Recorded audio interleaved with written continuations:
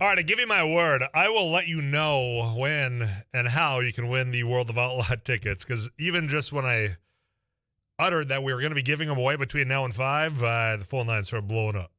We'll get. I will tell you, and I'll be very upfront. It won't be something sneaky on you. I'll tell you when and what you got to do. But first, you got to be listening to the program between now and 5 o'clock, and I will get those out to you or give you an opportunity to join some of your fellow Afternoons Live listeners out there at the Red River Valley Speedway coming up this Saturday. Going to be a fun time out there, and I want to send you on us, but that'll be a little bit later on. I want to set the stage for our next guest, or our first guest here on a beautiful Tuesday afternoon. Hope it's treating you well wherever you're going to select in on 790 AM or 104.7 FM KFGO. Because we followed this controversy, we followed this debate throughout the June primary election. And it has to do with the Fargo City Commission, and it has to do with Jim Roars and the Roars development, because they brought him in and publicly berated the fact that they did not meet a deadline when it comes to some of the townhomes that are going to be up at the Roosevelt Neighborhood Townhome Project up in North Fargo. Now, I've driven by there, and I'm sure those of you that live up there, you're wondering some of those questions of, you're going to fit 7 of those townhomes in here? But that blew up very publicly. And at the time, I had told you that, well, both these things can be right, that they did, in fact, miss their deadline from a development side. But there's also some politics involved with this. Now, last night, fast forwarding to what the latest is, following that election and following not a whole lot changing on the city-wide thing, Tim Mahoney got reelected as mayor. Now, during the debate over this project, a lot of people are saying, well, this is a direct attack on Shannon Roars Jones in that campaign. I said that there's nothing entirely wrong about that. You are, in fact, right. There's politics involved here. But when I'm looking at the decision and the agreement last night about what the city unanimously approved and now what the requirement will be for the development side of this from Roars, it really amplifies the pure politics of this to me. And that's why I'm going to ask Dave Pepcorn, who, quite frankly, was the face of the city commission when it comes to this very project. Now, there's a couple of reasons why. I mean, there's the fact that, Dave's never shied away from let it being known that he is an advocate for North Fargo. Beautiful area. I get it. But then also there was questions of what the long-term goals are here. He's going to be joining us here in just about 2 minutes time, in fact, to give his thoughts on this, because when I'm looking at what's up at KFGO.com, and that was published by Don Haney earlier, you've been hearing throughout the day here some of the details. But the city attorney, Nancy Morris, said the new completion deadline is now extended to May 31st, 2023. A failure to complete the entire build-out of the townhomes is $300 per day for each unfinished townhome, with a maximum fine of $2,100. So I'm looking at that. A maximum fine of being $2,100 feels really just like a slap on the wrist, doesn't it? That doesn't feel like there's a lot of weight coming down from the city on making sure that this time nothing goes unmissed, that the completion is in fact done. Aside from within another provision saying only an act of God is going to be an acceptable delay for the project to be completed. But when I'm thinking about how forceful the commentary was from the city to this project, and then to see a maximum fine of $2,100 on a development company as large and as successful as Roar's development is, it had me asking questions. In fact, I'll ask those questions from one of those commissioners here in just a moment. If you have comments, questions, you can send those into the iConsultants of North Dakota text club at 35270. I know there's people up in that area very dedicated to getting this done. This was one of the things that you demanded. You're going to likely get it done, but was the approach to get there really nothing but politics? We'll ask Dave Pepcorn right after this on an Afternoons Live that's just getting started here on 790 AM and 104.7 FM. KFG, I'm Tyler Axis. Dave Pepcorn joins us next.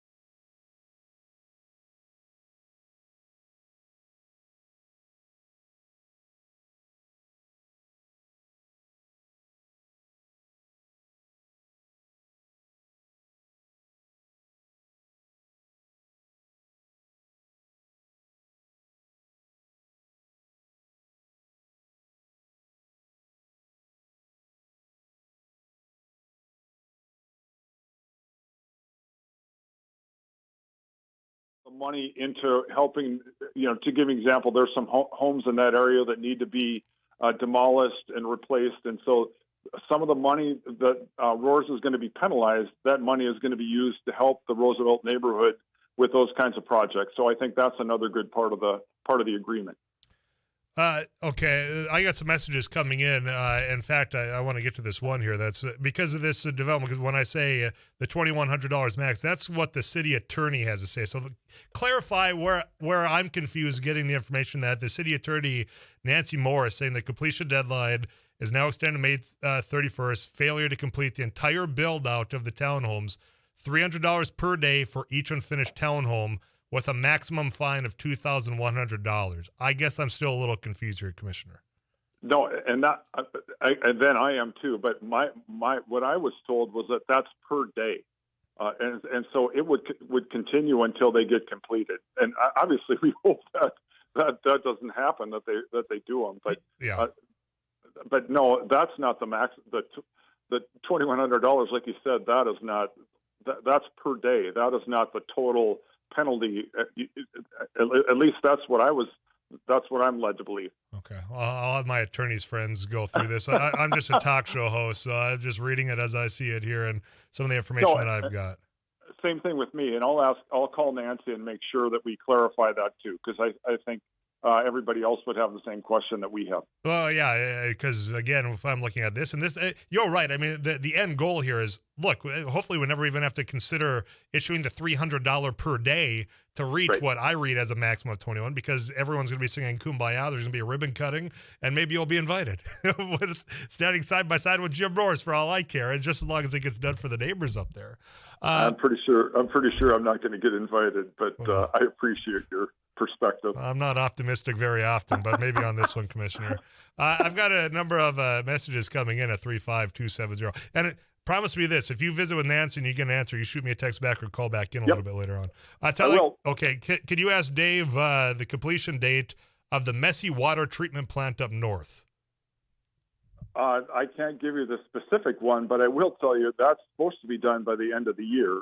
But the water treatment plant, I hope everybody looks at that as that's a giant printing press for money, because obviously we're going to be a regional wastewater provider, and so that's going to help our budgets, for the future tremendously. But same thing. I'll check on that one as well. I apologize for not having that answer off the top of my head. No, that's right. Another one. Did they decide to rebuild the broken bridge on North Broadway, or let it become dismantled? So at our last meeting, I don't know if you followed that, but so the good news is the 12th Avenue Bridge, we're going to have some federal money to raise that one. And so what we're hoping is to have the same thing happen with the Broadway Bridge, because both of those need to be raised up. So when the diversion gets done, they are open all the time. And so that's kind of our plan. We don't want to reconstruct the Broadway Bridge at the lower level. We want to have it be at the level where it's out of the water. Do you get what I'm saying? Mm-hmm. During the diversion. So that's our overall plan, but we can't do them both at the same time just because we don't have unlimited funds. And so, but I would say that's our intention eventually. Another message. People have a lot of questions for you today, Commissioner. I appreciate your time. Tyler, why not make these fine a percentage of the total project cost, say like 1%? I'm curious. I know these were backroom conversations, so I don't know how much can be divulged, but did anything like that get brought up? Yeah, but I mean, this, like you said, this was a negotiation between the city attorney and Roar's attorney, and so I was not a part of that. But the main thing is, it's like you said, we hopefully will not have to encounter any of this, but it's a daily penalty.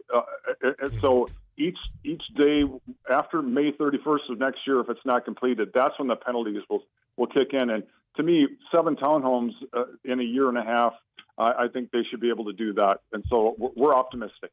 Well, and I hope so as well. And I do have some of the audio that Nancy Morris did provide. The completion deadline. Give that a listen back to as well a little bit later on. What are some of the other issues that the city's been working on? We had another one of those warrants that was The executed completion kind of a high risk deadline earlier today. is now extended to I May mean, these were 31st, conversations of, 2023. it seems as though And that we've had the more of penalty those for happening that, over the last if there couple of is months. a What's failure the to sense on the complete commission the when it comes to these entire high-risk build warrants out being of executed? the townhome's Well, interior law and order exterior, public it's safety, that's, $300 a per lot of us day that ran per for unfinished election, that's what we townhome stand with, for. And with a so, maximum of the one thing I will say $2,100. is we have a lot bigger population than we used to.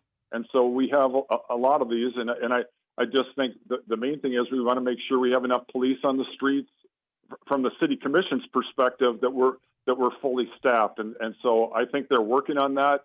We are not there yet. I think we're short staffed still. And so to me, from my perspective, that's my main thing, to make sure that we have enough officers on the street. But law and order, and especially when the schools are back, public safety is very important. And the same thing goes for if our downtown. If we want people to obviously want a vibrant downtown where a lot of people come here, and it has to be safe where people aren't going to want to come.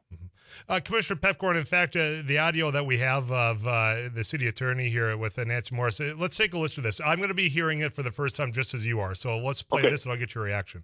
The completion deadline is now extended to May 31st, 2023. And the penalty for that, if there is a failure to complete the entire build out of the townhome's interior and exterior, it's $300 per day per unfinished townhome with a maximum of $2,100.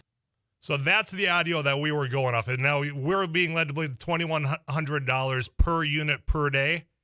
Yeah. Okay. So, Tyler, math is not my strong point, but there's 7 townhomes. Yep. And so if there's $300 a day, so it's $2,100 per day. Okay, and that's not the cap that we were being led to believe. Which that sits a little bit better for the rest of us here, as we were saying earlier, that in hopes that we're never going to have to touch that a little bit later on. That in fact these are done and that ribbon cutting does happen. That's the audio that we were going off of. So now it's all clarified up there for you. Okay. What did anything else you want to get on? The law and order, more police being present there. What else is that top priority that before I let you go? I think, well, obviously, as far as the city calendar, the next big thing is the voting on the budget. But I would say the most exciting, or the exciting thing that there's going to be a major announcement about the Fargo Dome, and I believe there will be a joint meeting with the City Commission and the Fargo Dome Authority, and it's going to be a great thing. The Fargo Dome obviously needs some updating in a lot of different ways. And so I'm excited when it goes public. To me, that's the next big thing that's on the calendar. Well, when that does approach, I tell you what, we'll have you back on, Commissioner, all right? That sounds great, Tyler. I appreciate it. Have a good rest of the summer. Yeah, you do the same. There's not a whole lot left, so I'll try to enjoy it the best I can. Fargo City Commissioner David Pepcorn. More questions coming in about, well, why not the Broadway Bridge first? Well, I'll tell you what, I'm out of time, but it's a conversation I know that on the north side they're going to continue to have. We'll continue a conversation about the variety of other things you had sent in 35270. When we come back, I do want to pick up where we left off when it comes to the audit here in North Dakota with Child Protective Services. Representative Gretchen Dobrovich joins us right after this.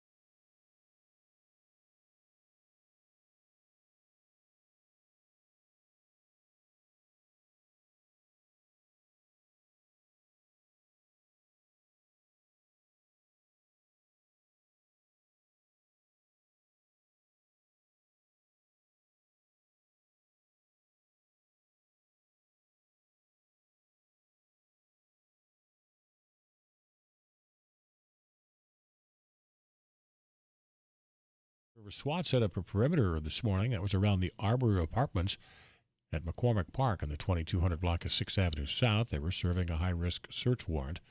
SWAT used to distract a suspect. One man was detained. No word on whether he has been arrested. The investigation is still ongoing, and police have yet to provide any additional detail.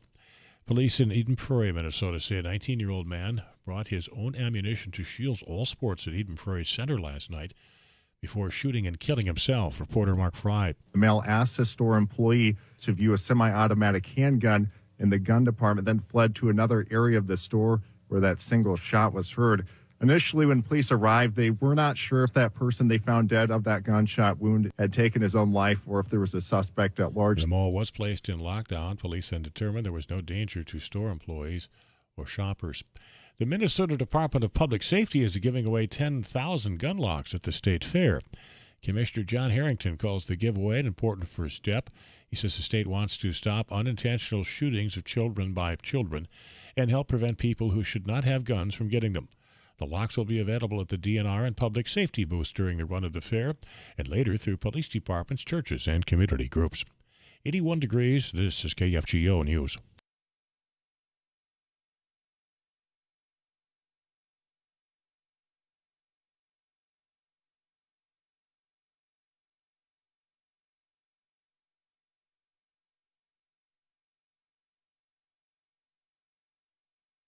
Police departments, churches, and community groups.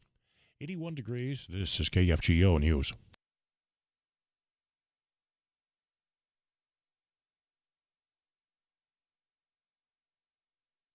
81, this is KFGO News. The parents of a teenage boy who was sexually assaulted after football practice at a northeastern Minnesota high school have filed a federal civil rights lawsuit claiming the coach and others failed to protect their son against known hazing. KFGO News. The assault last September resulted in cancellation of Proctor High School's football season and the resignation of its head coach. An 18-year-old former Proctor student and football player. This is KFGO News. The parents of a teenage boy who was sexually assaulted after football practice at a northeastern Minnesota high school federal lawsuit filed a federal civil rights lawsuit claiming the coach and others failed to protect their son assistant coaches. KFGO News. The assault last September resulted in knew about that practice.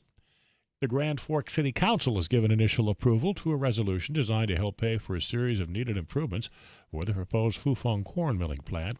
The money would be used for wastewater, sanitary sewer, lift stations, stormwater collection, and water holding ponds. City Administrator Todd Phelan says a number of state and federal programs are available at below-market interest rates. The council also received an update on the next phase of improvements to the city's sewage treatment plant. Engineering fees for preliminary design, final design, and bidding phase services total $5.1 million. The estimated total construction cost is $58 million. A spill of oil-fueled wastewater from a broken pipeline in northwestern North Dakota is much larger than initially believed. Hess Oil Corporation reported the saltwater leak near Ray on August 15th and estimated its size at 8,400 gallons. The company now estimates the leak started in mid-July and that nearly 1.4 million gallons of wastewater was released from a 6-inch pipeline over a number of weeks. A farmer discovered the spill. Kyle Rockman, director of the Department of Environmental Quality, says multiple state agencies will now work together to investigate and remediate the spill. Our primary concern from the Department of Environmental Quality is to ensure that the spill is cleaned up and that the site is restored back as close as possible to its original conditions. The Industrial Commission's Oil and Gas Division will be digging into more detail the causes of the spill and the why it went on as long as it did without being detected. Rockman says while it wasn't the largest spill the state has seen, it ranks among the biggest. He says the amount of wastewater release was enough to fill 2 Olympic-sized swimming pools. KFGO Weather Center forecast from meteorologist Tom Szymanski. 86 under a mostly sunny sky this afternoon. Increasing clouds tonight, maybe some showers, thunderstorms, 64.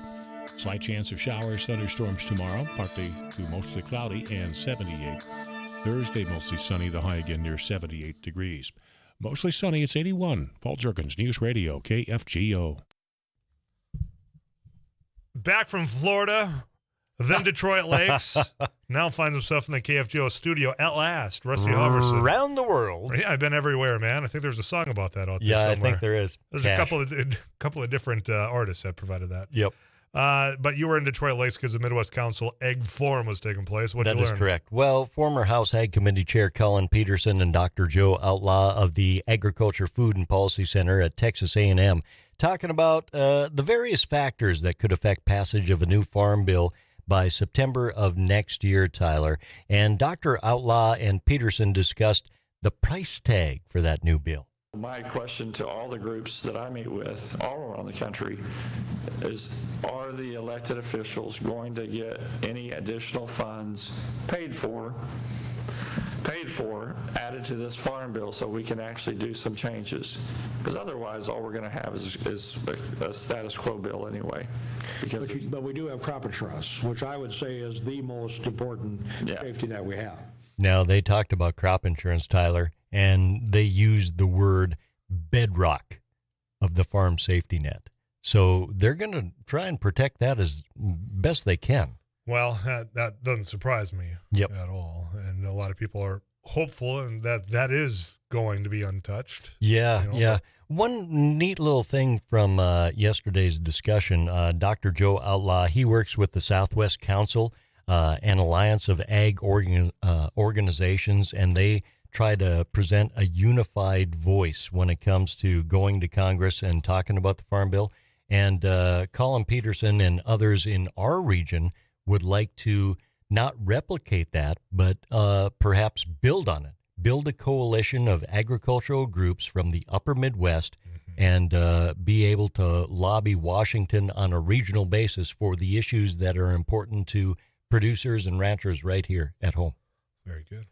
Learn more about that. We'll talk more about it, all right? Okay, next hour. Very good. I'll save that chair for you. If you can't wait till next hour, you go to kfgo.com, just click on that agriculture tab. Look, folks, we played the audio clip from the attorney of the $2,100. So getting to the bottom of it, because it certainly sounds like that was the end, right? But if that's per day, totally different conversation versus 7 days versus 7 homes.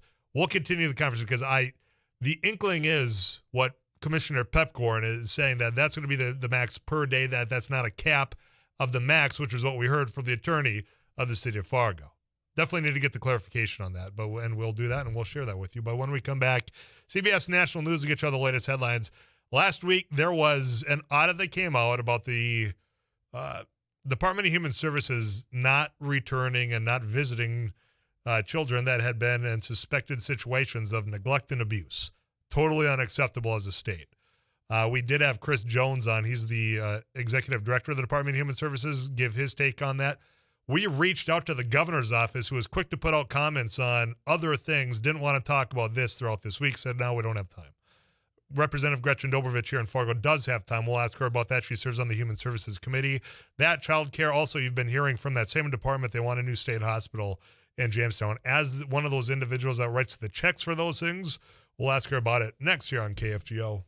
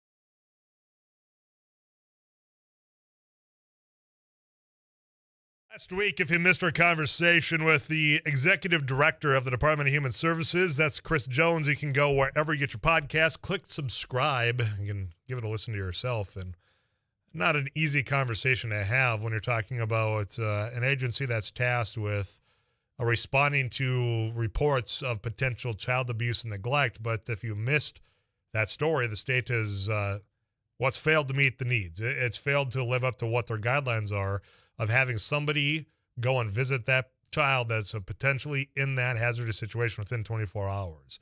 In fact, some of them were reaching 13 days before that, but I do appreciate the director coming on and speaking to that. We reached out to the governor's office. They said, no, we can't, not this week, and we'll keep trying, because they certainly didn't shy away from doing the easy thing when it comes to, say, a Pledge of Allegiance. But I wanted to let you know, Eric Johnson, my producer, put out a request, and we were told no. Somebody that did answer is Representative Gretchen Dobrovich. She is a representative here in Fargo, District 11, and the reason why we wanted her on is because she sits on the Human Services Committee on the House of Representatives. Representative Gretchen Dobrovich, thanks for joining us. Thank you for having me. This is, again, one of those topics. It's not easy to talk about, but it's something that we can't look away from when it comes to this audit and some of the troubling things in it. Now, my understanding is there's been maybe some more information since that report came out that maybe things are getting back on track. Give us the latest what you've heard in your committees. Yeah, so I completely agree with you. Our children need to be the priority here in North Dakota.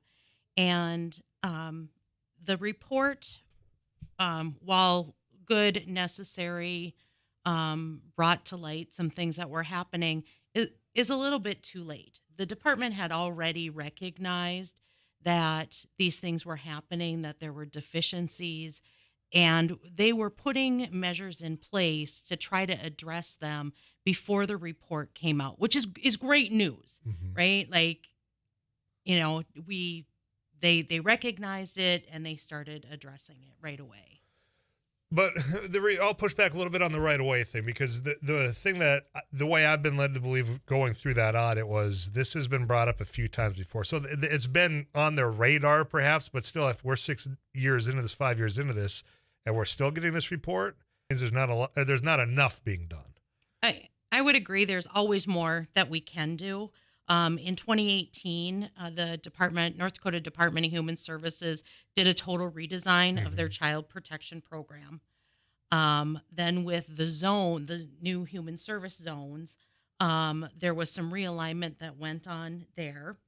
And one of the things that has been happening is that recognizing that there was a need for support in the zones that had the biggest needs also had the highest caseloads.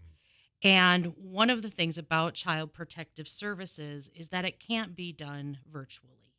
And so while zones have been stepping in and helping each other out in any ways they can, if a call comes in I'm just going to say Cass County because that's where we're at, and the support is in Williams County, you know, that's a heck of a haul. And so the department has also taken a look at who are other professionals and what are other educations and certifications that could be helping do this kind of work. We have a shortage of social workers in North Dakota.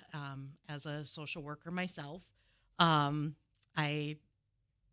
it's not an easy job, and schools have started adding social workers. That's one of the great things that started right before COVID, and when the kiddos went back to school, more schools were bringing on social workers. Social workers are working in a variety of different areas now, and so that's pulling the workforce as well. So, you know, recruiting staff, looking at who else has the skill set to be able to do this job, and bringing those folks on as family service specialists is one of the other approaches. One of the things that got brought up with Chris Jones when we were visiting last week is exactly what you're saying. Look, we just don't have the workforce we need. And part of that seems to have lied in the fact of the percentage of raises, or just, you know, the pay increase compared to perhaps other fields. I mean, legislature seems to be the one that decides those sort of things, right? Yes. Yeah. And the human service zone workers are also in a really interesting situation and their supervisors and governing bodies in that when the zones were created, we took county social services and some of them became state employees and some stayed county employees. And there is a study going on to look at equity in pay and benefits moving forward. So we have some staff who, are maybe with the county getting 7% raises, and their staff who are with the state that are getting a 2% raise annually. So why would I switch jobs? And not having staffing isn't an excuse. We need to protect children, and so there needs to be ways to get this work done, given we have an employment crisis across North Dakota. It doesn't matter what field you're in. Yeah, and that's true, and that's undisputable. Now, the thing that comes to mind, this probably preceded the current director. By the way I understand, this is not propped up overnight, and it's not easy work. But given the restructuring of the department and having Chris Jones now there for a few years, I mean, do you have confidence the department's on the right track for this issue, given the leadership and the makeover? I think that they're moving in the right direction, and that direction also requires the legislature and other governing bodies, the executive branch, to support that work as well, assuring that we're allocating resources so that we can hire staff, we can engage in aggressive recruitment, taking a look at it, really investing in early intervention so that families who are struggling don't get to the point where Child Protective Services have been called in. So what can we do to fund and provide wraparound services for at-risk families earlier on? So we're preventing versus responding. That's going to take time. And well, I mean, it's going to take investment, but it's also going to take time. And one thing that I raised with Mr. Jones was, I'm afraid that some of these kids don't have that time in some of these situations. And I'd asked him, and I was hoping to ask the governor this, of what's being done between right now and then the next time you're back in Bismarck. There's, I get it. We're ending this year and you're going to be back in Bismarck in January. But again, that's time ticking. Is there anything, I know they're on the right track, you say, even before this audit came out, but are there things that I can grapple with right now saying, okay, at least I can rest a little easier knowing that this is being done? Have you heard anything about what the here and now is? Yeah, the biggest here and now has been that directors, the field service directors, have been stepping in and filling those positions. So in addition to their supervisory and administrative duties, they're also doing boots on the ground child protective services. And one of the things about child protective services, it's not a job that you just show up and do day one. Right. It's one of the most difficult areas of social work and human services.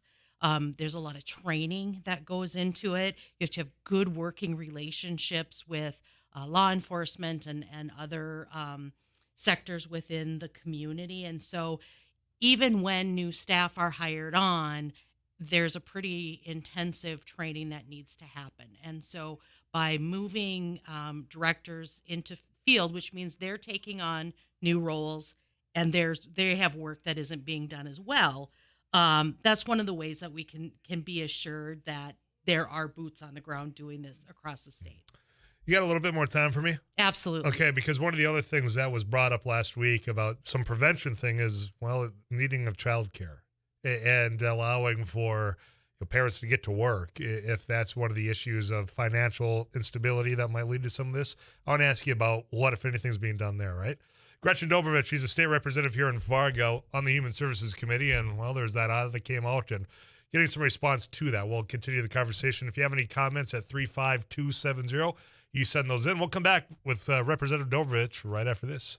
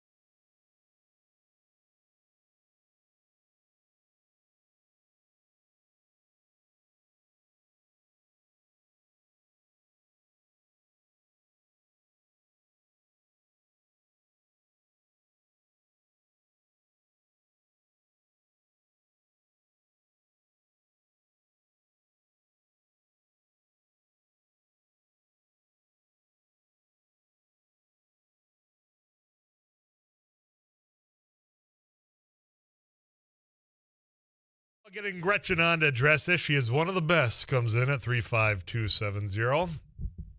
Relative send that in?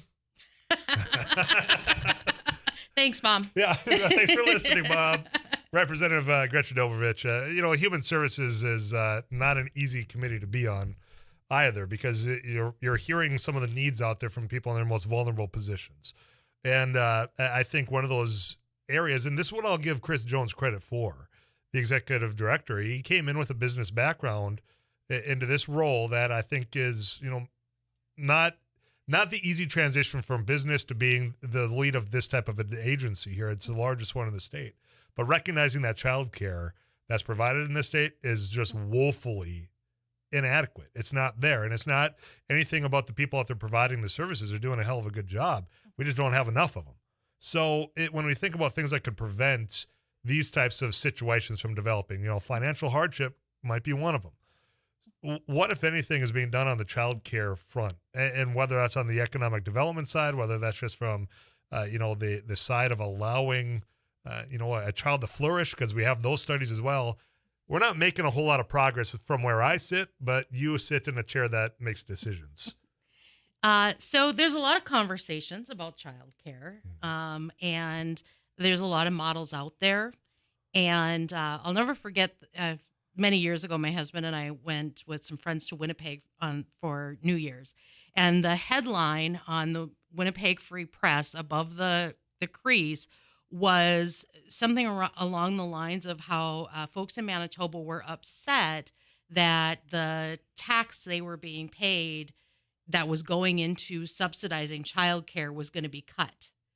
And they were concerned about what that was going to do to the economy, because now families were going to have to, make up the difference.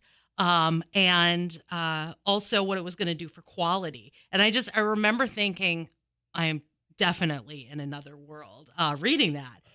But it is the reality is that either we're in a situation where, from my point of view, either we find ways to subsidize daycare providers so that they can pay living wages to their staff and we can have qualified daycare staff providing quality care to our kids, or we can subsidize families so that they're able to pay a higher rate for the cost of daycare. When a year of daycare and a year of tuition at a 4-year land-grant university in North Dakota are equal, families can't take out loans to pay for daycare. Most people take out loans to pay for college. I want to talk more about that. You got more time for me? I know I'd only asked you for a little bit of time, but I need more. I got plenty of time. All right, I appreciate that. Representative Gretchen Dobrovich is going to be joining us. I got to get you caught up with CBS National News. Anything you want to throw out there? For example, I'm going to ask, does the state need a new state hospital? That's another proposal that's being addressed. I've got thoughts, but I want to hear from Gretchen on that, or Representative Dobrovich. But you can also join the conversation at 35270. In Jamestown, I know there's people out there that have worked there. I've been and toured through there. Is it the appropriate approach? Here's why I ask, because there has been times where you and I have had the difficult conversations about behaviors in the classroom, behaviors that lead to violent outbreaks, or, A, B, and C that follows because things aren't being treated and prevented. Often 1, 2, 3, a dozen of your fellow listeners send in, well, it's because we don't put them in the state hospital anymore. Is that the appropriate way? We'll talk about that when we come back. Also, we'll talk a little baseball with Representative Dobrovich here when we come back as well. We'll also be talking about the fact that there is gallons upon gallons. We're talking to the tune of 1.5 million gallons of salt water on farmland in western North Dakota. Underreported till yesterday. We'll get the latest on that in this next hour of Afternoons Live right here on KFGO.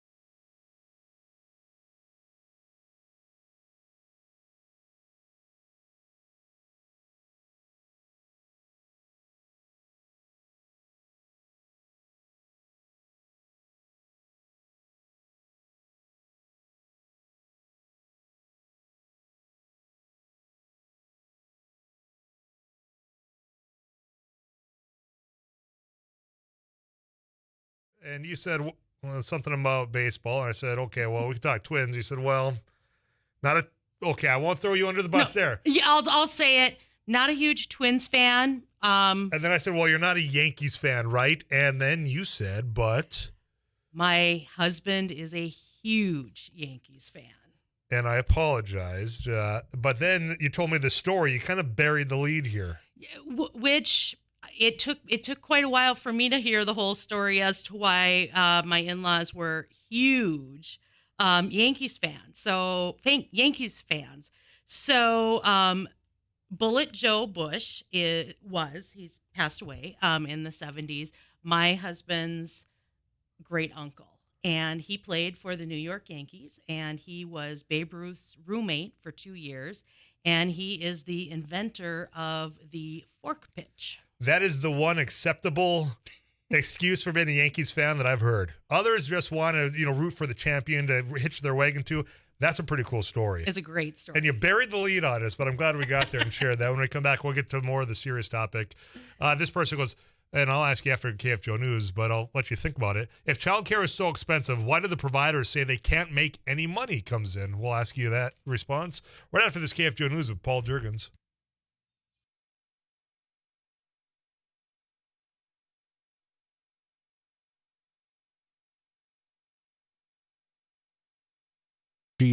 KFGO News, Fargo-Moorhead, mostly sunny, 81. The group working to legalize recreational marijuana in North Dakota has more than $500,000 to press its case. At the same time, an oil industry group that helped fund opposition 4 years ago will not oppose it in November. North Dakota Petroleum Council President Ron Ness says the group will not contribute money to fight the pot legalization proposal. Ness says the oil group only has so many resources. He says 1 in 5 North Dakota jobs are tied to the state's oil industry, and he says most oil field jobs require drug testing, and legalizing pot would likely shrink the employment pool. A suburban Minneapolis mall is reopened after a deadly shooting that had locked down the shopping complex. Police responded to Eden Prairie Center and found a man dead of a self-inflicted gunshot wound. The shooting happened at the Shields sporting goods store. Police Chief Matt Sackett says it's now believed the 19-year-old man brought ammunition to the store and asked to look at a gun that was on display, loaded the handgun, and shot himself. Gun locks are one of the most effective ways to prevent guns from being used inappropriately, accidentally, impulsively, as part of a crime after being stolen or by children. The state of Minnesota has decided to make them available for free. One of my classic lines is it's better to light a candle than to stand and curse the darkness. And so in the light of what is a year and several years of extreme gun violence, the Department of Public Safety has taken an initiative to give away 10,000 gun locks to try and prevent further tragedy. John Harrington, the director of the Department of Public Safety, says unsecured guns are a significant contributor to the problem of gun deaths. In 2021, nationally, we saw 392 unintentional shootings of children. And in Minnesota, we had 4, including one in Moorhead, one in Sauk Center, one in Brooklyn Park, and one in Bena. Harrington says they will start giving away the gun locks this week at the state fair, but they'll soon be given out through churches, police stations, and community groups across Minnesota. A spill of oil field wastewater from a broken pipeline in the northwestern part of North Dakota remains under investigation, with the amount much more than first thought. The State Department of Environmental Quality says Hess Corporation reported the saltwater spill near Ray earlier this month. The company believes the spill may have started July 21st, but it was not immediately detected. Hess originally estimated its size to be 8,400 gallons, but has now raised the estimate to 1.4 million gallons. A mostly sunny afternoon. We may see a high of about 86 or so, Fargo-Moorhead. And increasing clouds tonight. Slight chance of showers, thunderstorms. That'll continue through tomorrow. 64, the overnight low, 78 tomorrow. Thursday, mostly sunny, and the high near 78 once again. Sunny, 81. Paul Juergens, News Radio, KFGO.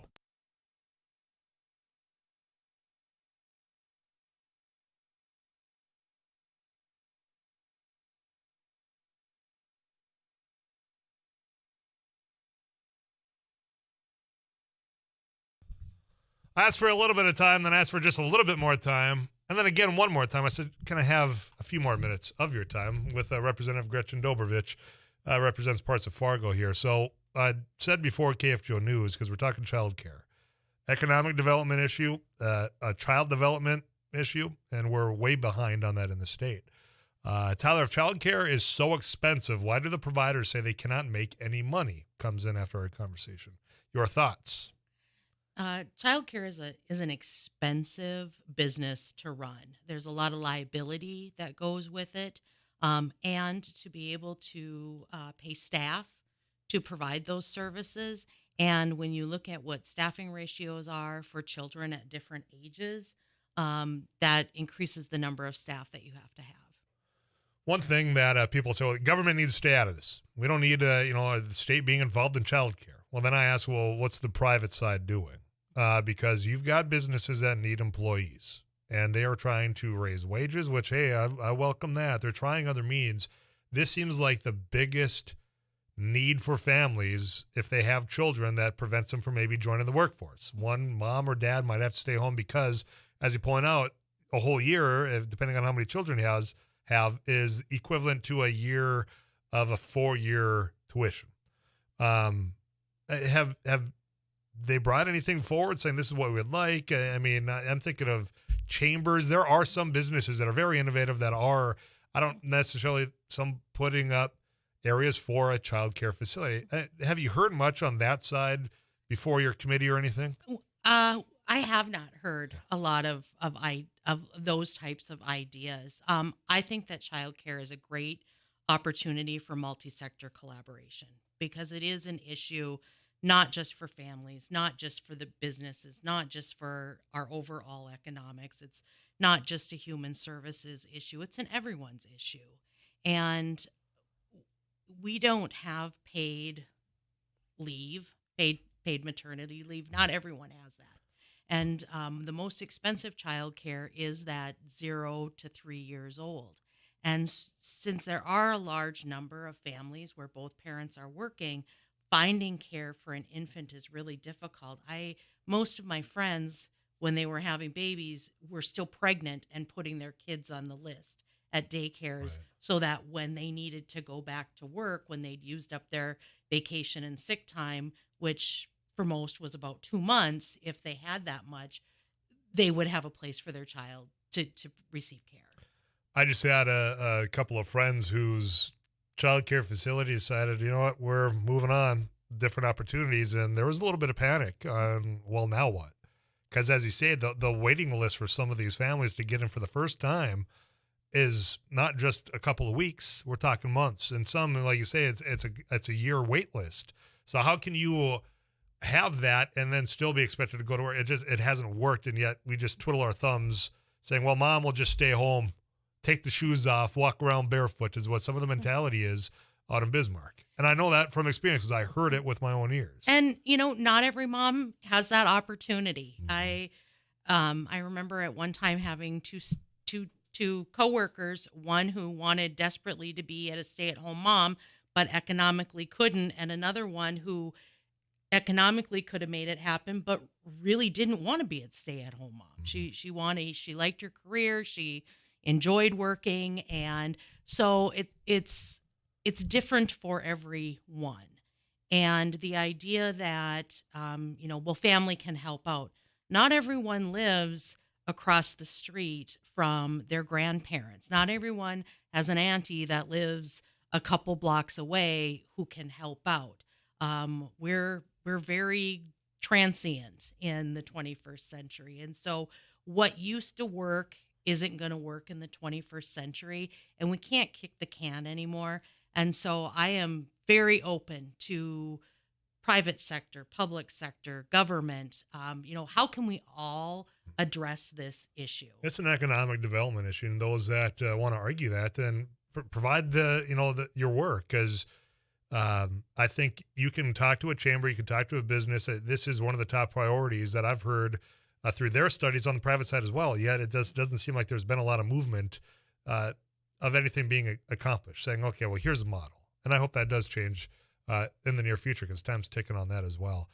Final thing I have for you, and I'll let you get back after it, is there's talk about a state hospital.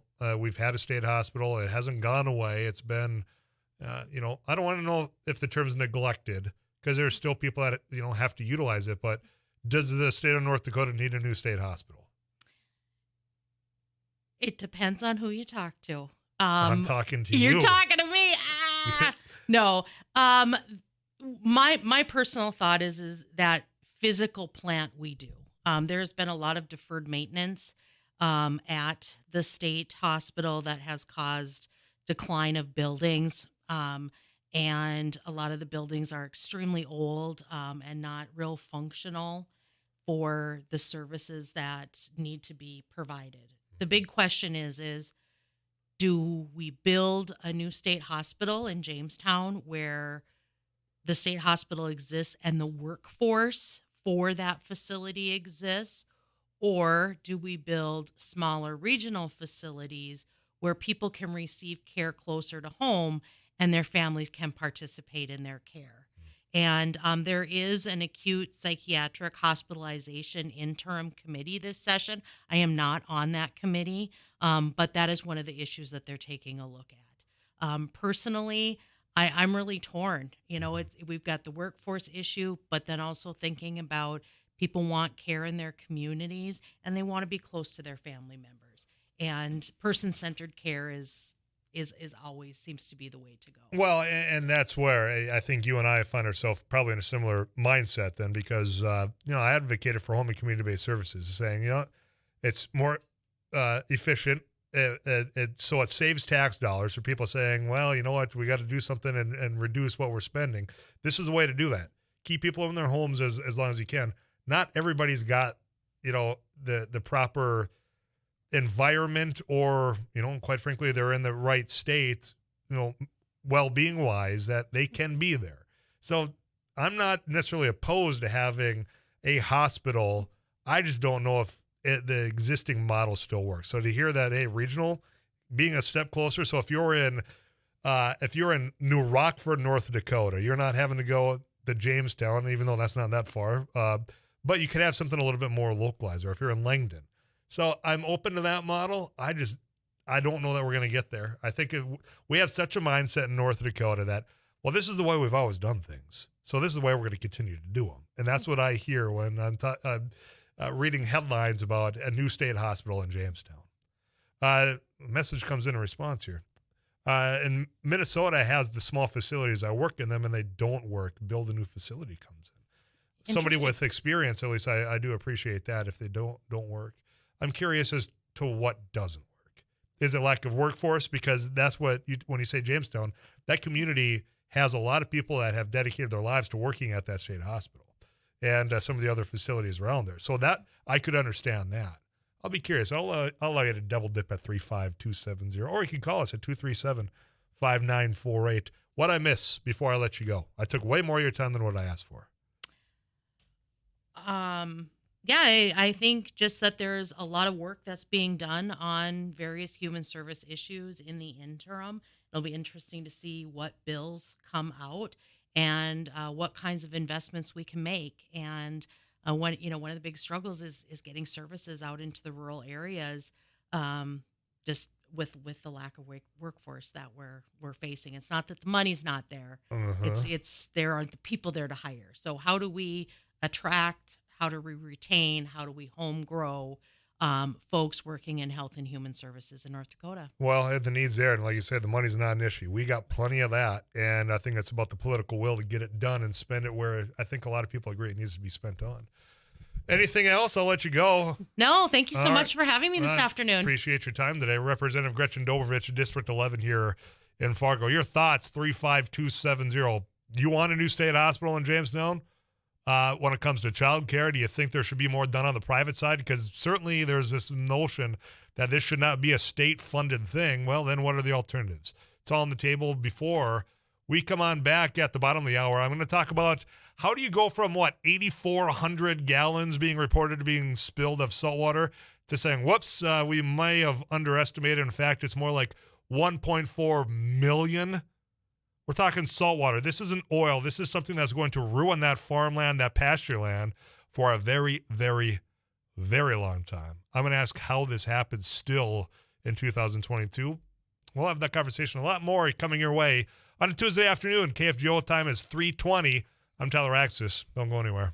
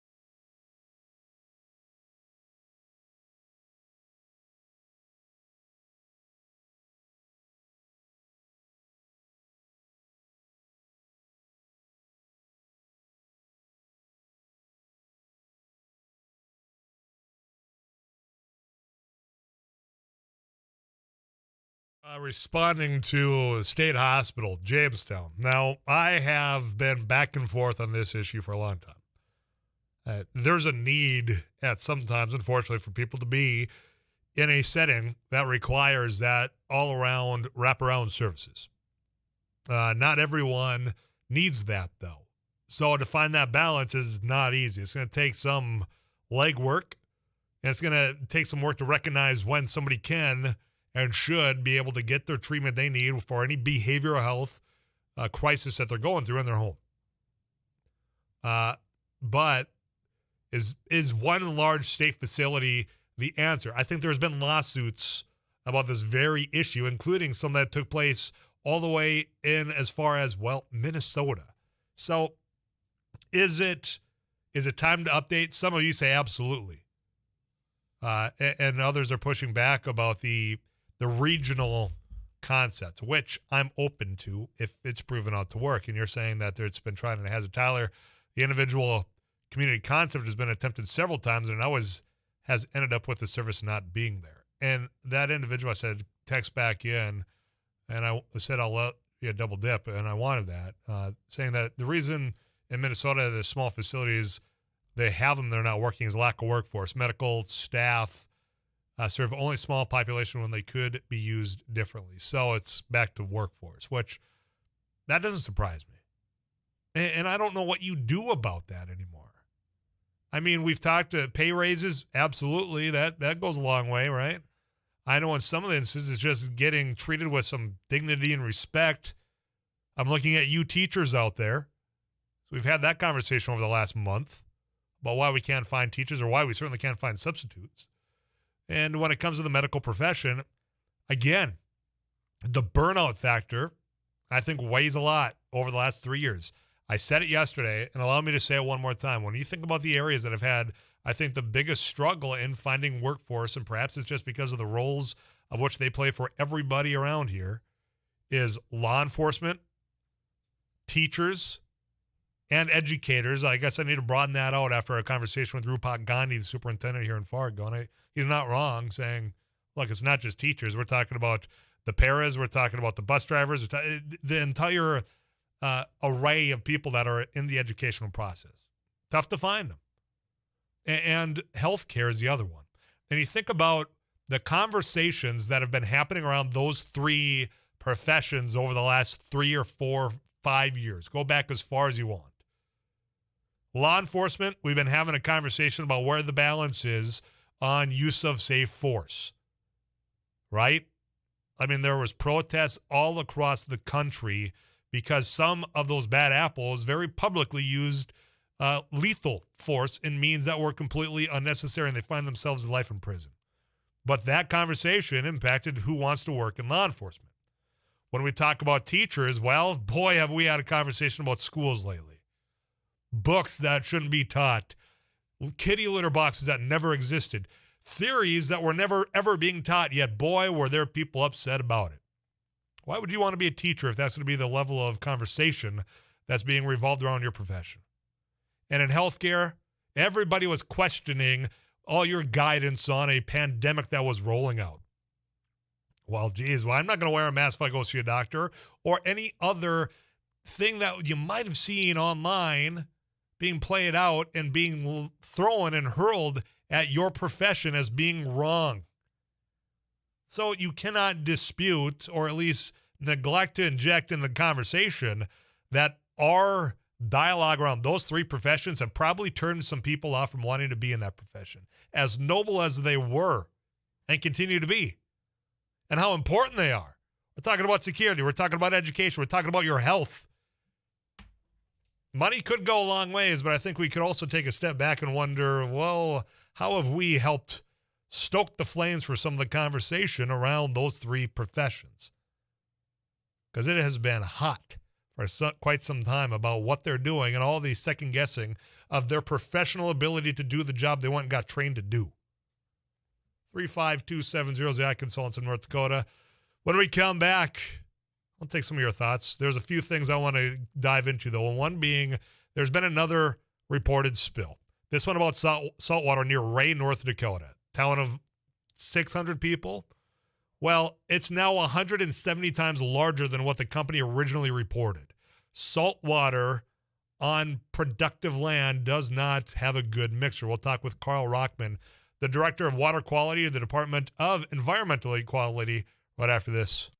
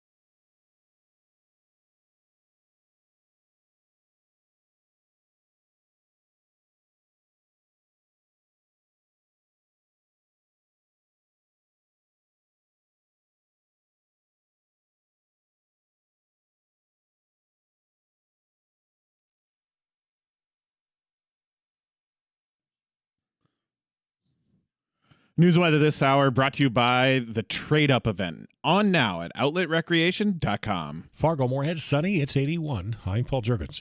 The group working to legalize recreational marijuana in North Dakota has more than $500,000 to press its case. At the same time, an oil industry group that helped fund opposition 4 years ago will not oppose it in November. North Dakota Petroleum Council President Ron Ness says the group will not contribute money to fight the pot legalization proposal. Ness says the oil group only has so many resources. He says 1 in 5 North Dakota jobs are tied to the state's oil industry. And he says most oil field jobs require drug testing, and legalizing pot would likely shrink the employment pool. Fargo City Commissioners have agreed it's time for a vacant house to be torn down. The house at 437 23rd Street South has been declared a dangerous building. The woman who owned the house died, and it was difficult for city building inspectors to figure out who owns the building. A New Jersey mortgage company now owns it. City Inspections Director Sean Aradnik says a single-story house built in 1954 has a shifting basement. The electrical system is a fire hazard, and the structure is unsanitary with infestation. Garbage was piled up in a car, and there is a collapsed garage. Squatters had also been in the house, and police had dozens of complaints reported about that blighted house. This structure still shows evidence of significant damage, and we have very little response from the owner of the property at this point. We ask that you designate this a dangerous building, direct the city attorney to prepare findings of facts, and have this building either rehabbed or removed. I'm thinking it's going to have to be removed. The deadline for the owner to take action is September 30th, or the city will take steps. Radnick says the city has seen very little response from the owner of the house. 81, this is KFGO News.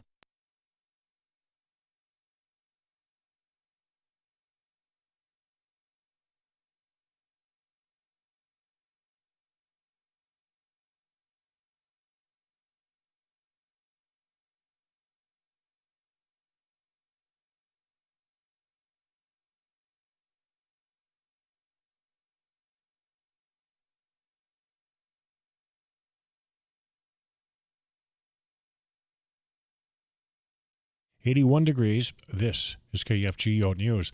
The parents of a teenage boy who was sexually assaulted after football practice at a northeastern Minnesota high school have filed a federal civil rights lawsuit claiming the coach and others failed to protect their son against known hazing. The assault last September resulted in the cancellation of Proctor High School's football season and the resignation of its head coach. An 18-year-old former Proctor student and football player was given probation for assaulting the victim with a toilet plunger and must register as a predatory offender for 10 years.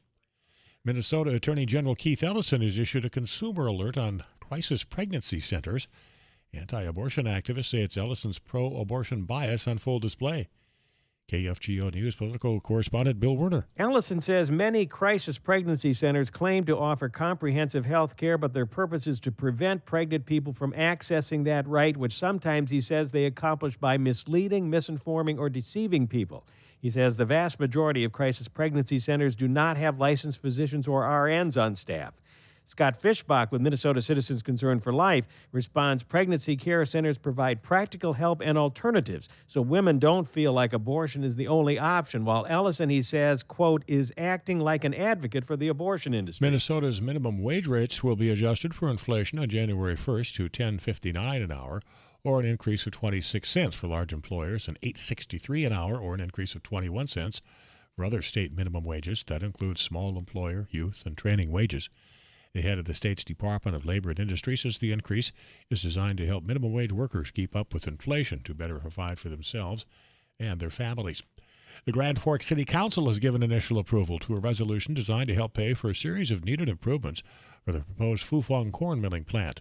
The money would be used for wastewater, sanitary sewer, lift stations, stormwater collection, and water holding ponds. City Administrator Todd Phelan says a number of state and federal programs are available at below-market interest rates. The council also received an update on the next phase of improvements to the city's sewage treatment plant. Engineering fees for preliminary design, final design, and bidding phase services total $5.1 million. The estimated total construction cost is $58 million. KFGO weather from meteorologist Tom Szymanski. Mid-80s or so for a high this afternoon. A mostly sunny sky. Increasing clouds tonight. A slight chance of showers, thunderstorms, 64 for the low. Tomorrow, rain chances 2 showers, thunderstorms, a possibility. Partly to mostly cloudy and 78. 82. Paul Juergens, News Radio, KFGO.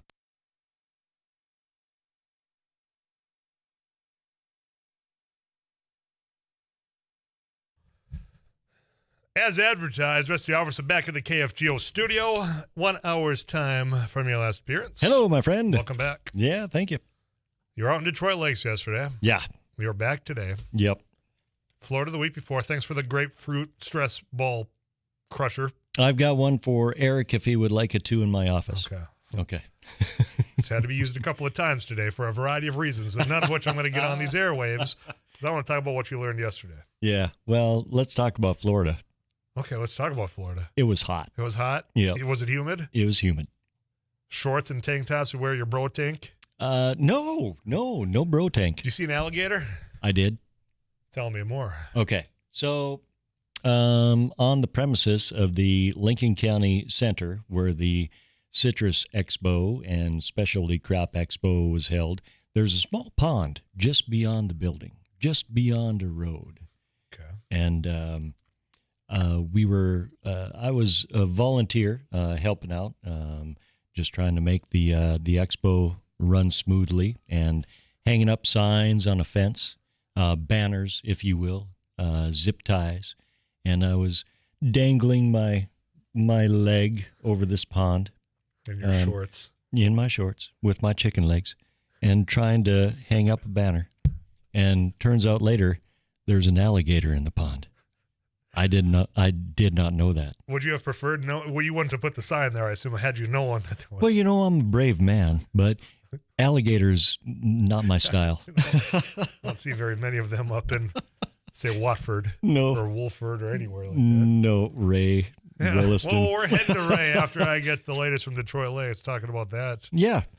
Well, the Midwest Council Ag Forum in Detroit Lakes yesterday, Tyler, we were over there covering that topic, and they were talking about the Farm Bill. Dr. Joe Outlaw, Texas A&M, former House Ag Committee Chair Colin Peterson. And one of the things they're talking about for the Farm Bill debate and the midterm elections could be a lot of new faces in Congress, a lot of new faces on the House Ag Committee following this year's midterm elections. The only farmer on the committee on the Democratic side is Jim Costa, and he's been there a long time from California, and he's an almond farmer. And, he was in the state Senate in California for 20-some years, was chairman of the Senate Ag Committee in California.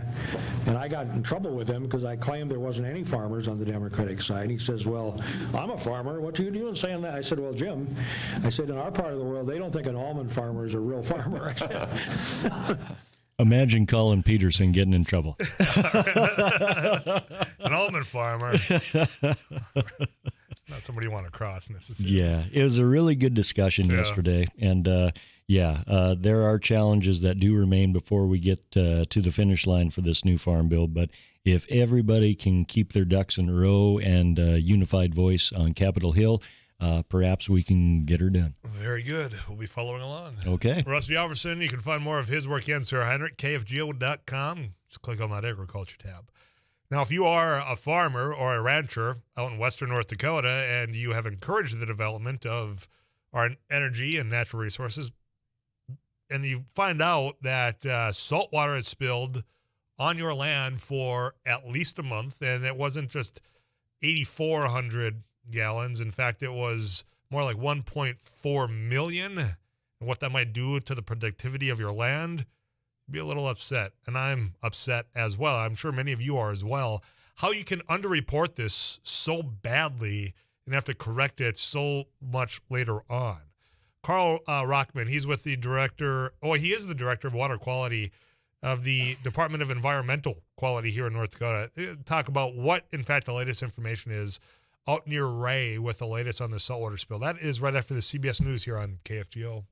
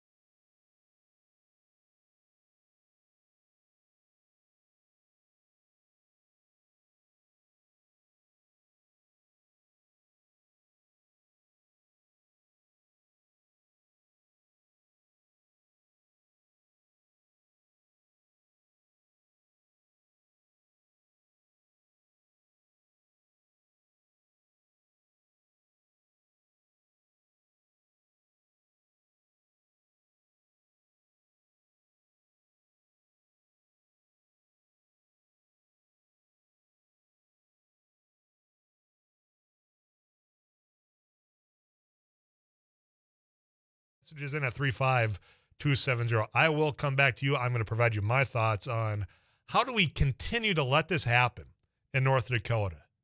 And this isn't the first time. It's just the latest time.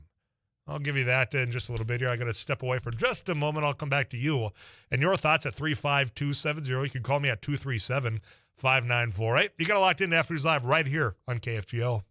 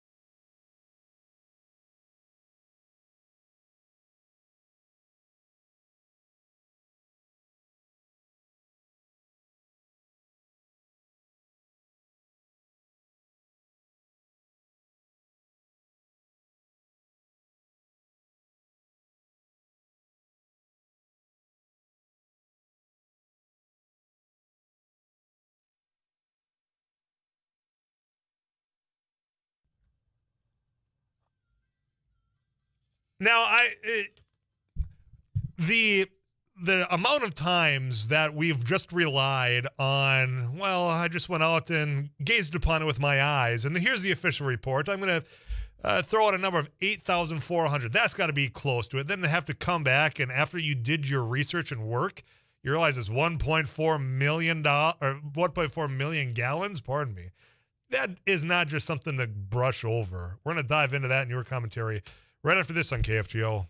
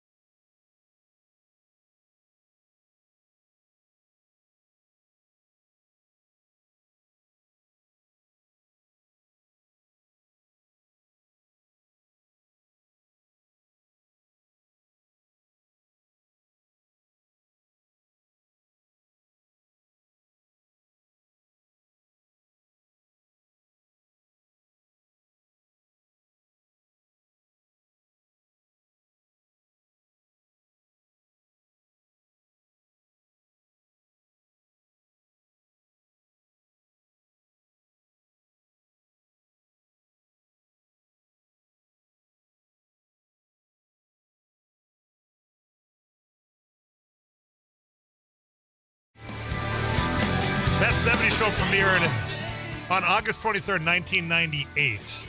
That was a great show. All around good show.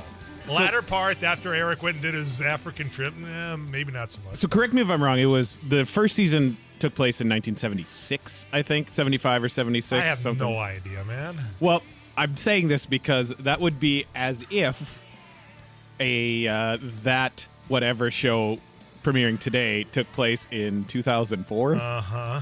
Or I've seen 2000. Similar to that, yeah. 2000? The time in which it was aired and what era they were trying to depict. So that era is the Tyler Axness just entering middle school era. Boy, nobody wants to relive that, I assure you, with those backwards visors, upside down, and your frosted puka tips. shells out. I never had that. I did the visor and the frosted, and I never did the shells. Okay. Any necklace of any sort? Hemp? No, I know. I mean, trust me, every one of my friends had something like that. No, I didn't. Interesting. The one thing that I had that was like a necklace hung from the dash. Sure. So I never wore it. That wasn't that type. They're doing like was it a 90s show? Yeah, I think they did a 90s reboot. And there was a brief 80s show that failed hard. Dennis from It's Always Sunny. Mm-hmm. Dennis Reynolds was like the main character in that 80s show. I did not know that. Yeah, he's on it. Go look it up. Weird. I know. There's some others that came up. I want to come back. I'll have a little bit of fun with those, but also we cannot allow just this. Let me get my telescope out, my binoculars, and look at the ground and say, oh, there's about 8,000 gallons. When you go and actually dig a little bit where the pipeline actually is and realize that it's over 1 million, why do we keep allowing that to take place? We'll dive into that conversation after KFGO News.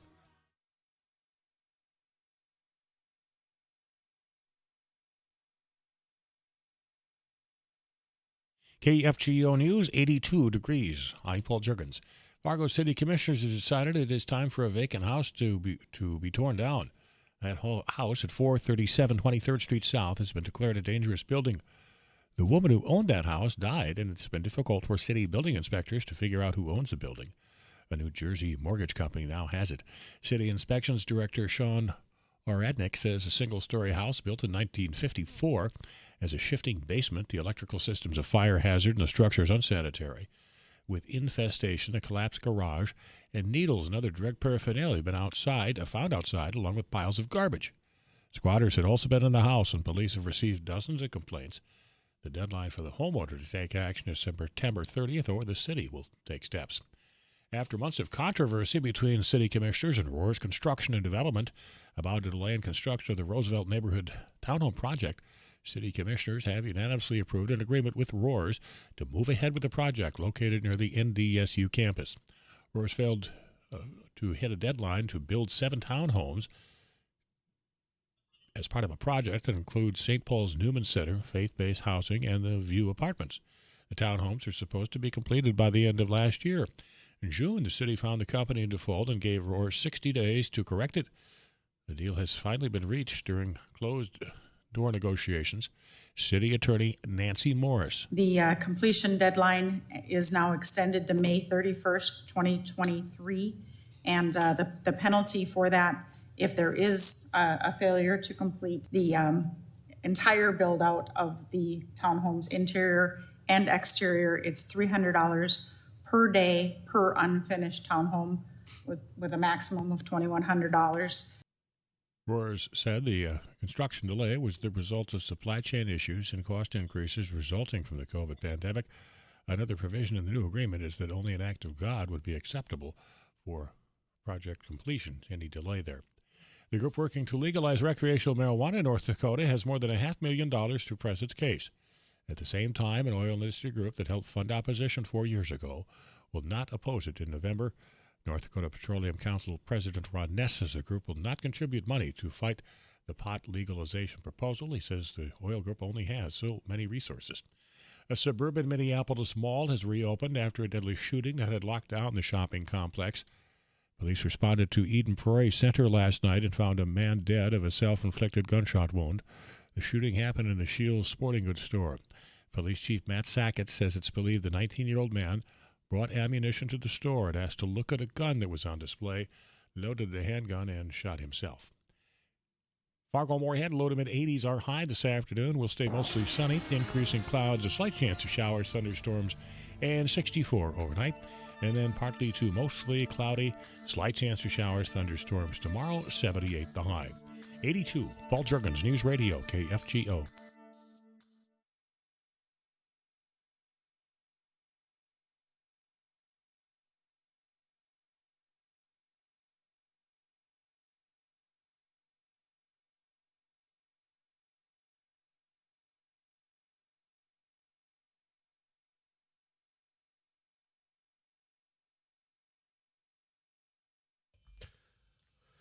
Okay, to be off by that much as a company, it doesn't add up to me. And why we continue to allow. See, here's how things operate in North Dakota. We take these businesses at their word, and that hasn't always been ideal. And then if we catch them doing something wrong, maybe not living up to their word, we reduce fines on them and somehow magically think that that's going to keep them and teach them a lesson. Now, you heard from our conversation with Carl Rockman, who was with the Department of Environmental Quality. And you know what?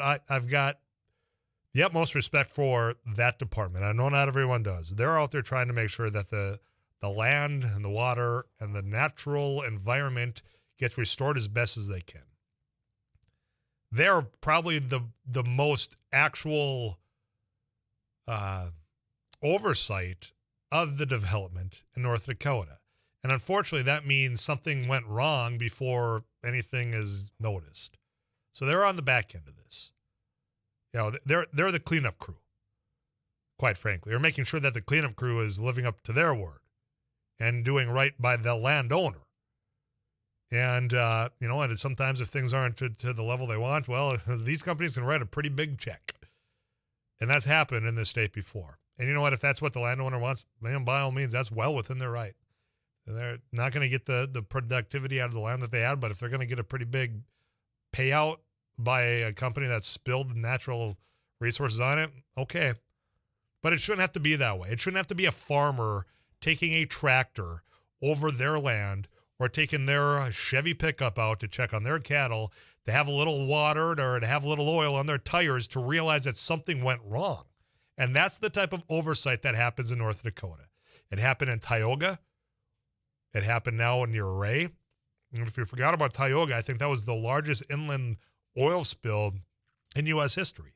Only discovered because that farmer found oil on his tractor tires. Now, in this case, a leak near Ray, about 8 miles north of there, and Ray's a small town, folks. I mean, I don't know after this latest oil boom what the end population is. I know people that grew up near Ray that was probably, if I had to spitball, 500, 600 people. Town you may have grown up in. Bigger than the town I grew up in. But the company thought only 200 barrels leaked from a 6-inch flexible steel reinforced pipeline, according to their release. So they thought 200 barrels. Now, on Monday, meaning yesterday, they increased the leak to amount to 34,000 barrels, citing further investigation. Well, why are we taking them at their word in the initial report then? I get it. Hey, we just want things reported. I can understand that. But don't we want a little bit of honesty in this? I mean, it doesn't look good for anybody, the state or this company, to come back and say, whoa, I'm kind of short on that estimate there the first time around.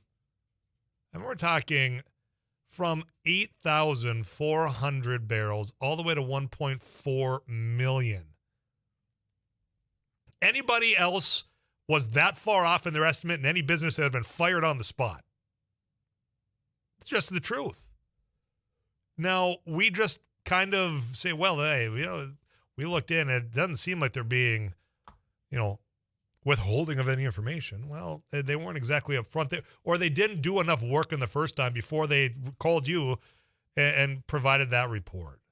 Now, my understanding is that there were some, or there should have been, at least if there's some proper citing here, of, the oversight of these pipelines when it comes to gauges, when it comes to sensors. Now, if that was on this pipeline, well, then somebody didn't check it right the first time, or they weren't doing their job now to realize that, boy, there was this big leak somewhere along the way. The bottom line is we have such lax oversight in North Dakota that we just want, because we don't want to deter anybody from going in and utilizing our natural resources. I get it. I want our resources to be utilized in a safe manner as well, but that's the part that's missing here is the safe and responsible piece. And we have these happen way too often, and nothing ever changes after the fact. Sure, we can set up a one-stop shop. We called for that back in 2012, 2014. I'm glad we finally got it done in 2021. But why it has to be, well, the Industrial Commission here, the Department of Environmental Services there, the Public Service Commission here, Pipeline Authority here, it's convoluted. And it does not work up to this point the way of which it could be. Again, I go back to my initial comment of there's no reason that we've got to rely on that landowner to be the one to make sure the pipeline below the ground is working properly. That's on the company. And to make sure that it was installed properly, that's partly on the state. And if we're going to rely on the Industrial Commission and individuals that are both supposed to be oversight and promoters of it, it's not going to ever change. But you think about how long this land will likely be out of production. This isn't oil. This is salt water. And to think about the long-term impacts of having this much salt water getting into some groundwater that was affected according to some reports, but it did not spill into and spoil drinking water. I mean, this has long-term implications. I just don't get why we continue to allow this. And I get damn tired of every time that I bring this up saying we could do better and not just shut everything down, but we could do better. Could do better by that landowner. Could be doing better for future generations that might take over that land. That all of a sudden I get pegged as some greenie. I'm a tree hugger. Anti-oil. Not true. Not true. There's nothing wrong with wanting these resources extracted and utilized in a safe and proper manner. That part's what's been missing. And those that continue to ask for it get pushed away in this debate that's been going on for a lifetime. Now, here we are. We're going to talk about this. We're going to follow along, and I'm sure they say a year or more, and I'm going to peg probably on the more part of this cleanup, and we'll get to that point, and this will be another little mark in a book about what went wrong during North Dakota's oil development, and we'll move on, and we'll continue to do same things like we have been. Thoughts coming in at 35270. Some about the numbers, others about what could happen. I'll come back to that in just a little bit here. It is Tuesday afternoon. Our KFGO time is 4:18. I'm Tyler Axis, your host. Eric Johnson's our producer. We'll be with you till 5 o'clock here on KFGO.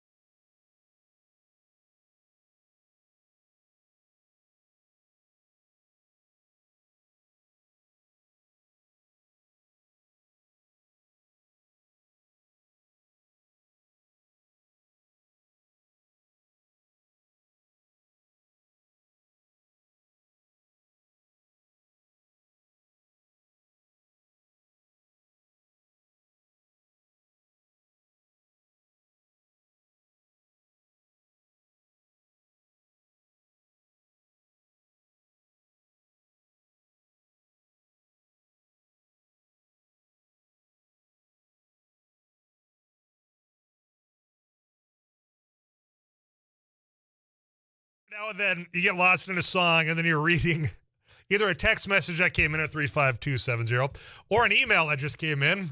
I forgot that, hey, I should probably start talking to you all, whether you're out in the combine, which there's, I'm not going to say any names, but some people are getting parts, getting the lubricants for harvest season out there. So be mindful while they're out there taking the crops off. There's going to be some heavier equipment out moving around.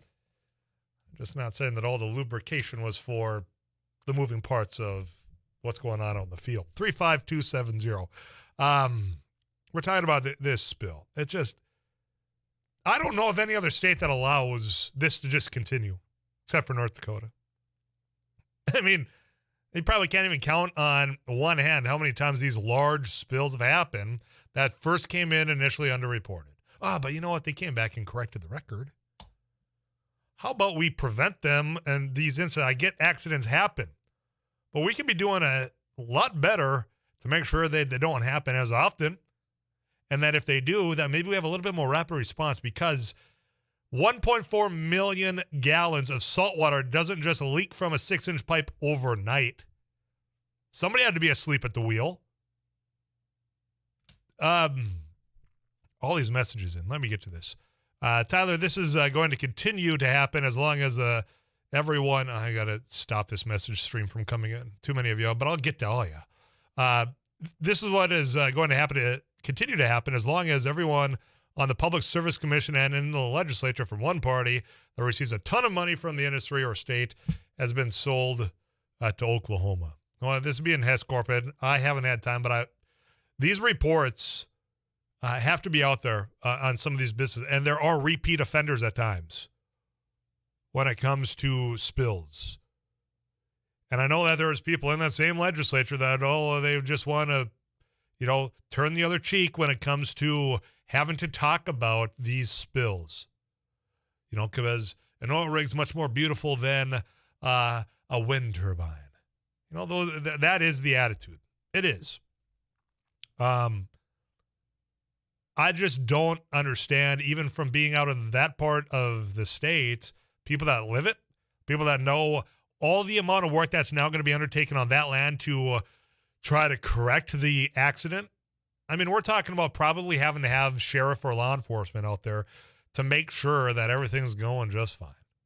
Because that's what has happened at other sites. I mean, there's going to be a large public investment to make sure this gets right as well. We don't talk about that enough. Sir, sure, we've got the Department of Environmental Quality. They're going to investigate. They're going to do the best they can. You got the Industrial Commission. They'll say, well, if we dangle this, fine. If we'll reduce it, we don't want to scare anybody away. So we're going to be spending money on that. And you're going to probably be spending money on some sheriffs to be out there as well. So you are invested in this cleanup. I would rather us be invested to make sure that when we're citing these, that they're done the proper way and that they are, in fact, being monitored as we've been told that they have been. This one must not have been. 1.8 or 1.4 million does not happen and go unnoticed unless there's nobody watching and paying attention. So who's in charge? And who's making sure that somebody in that company is, in fact, paying attention? Tyler, a little perspective. 8,500 gallons is one semi-tanker load. 1.5 million gallons is 178 semi-tanker loads. Think about that, ladies and gentlemen. Think about you as a farmer out there trying to harvest right now, or looking forward to getting out there and collecting all the work you put in, getting food on the table, getting whatever it might be that crop's going into, only to have it ruined for decades because a pipeline below your land leaked 1.4 million gallons of salt water. Somebody in western North Dakota woke up to that reality. And it's not just one family. There's multiple families that have had to deal with this. I'm just saying enough is enough. Tyler, business boss Doug Burgum has two failures: social services neglecting and abuses, and oil spills being understated. We reached out to the governor's office. They said, we don't have time this week. Hopefully they'll find time to answer your public questions sometime next week or the week after. We'll continue trying to get some word, because they didn't shy away from talking about a Pledge of Allegiance instantly. This one, when it's a little bit heavier of a topic, they don't want to talk. I'm going to talk with you right after KFGO News.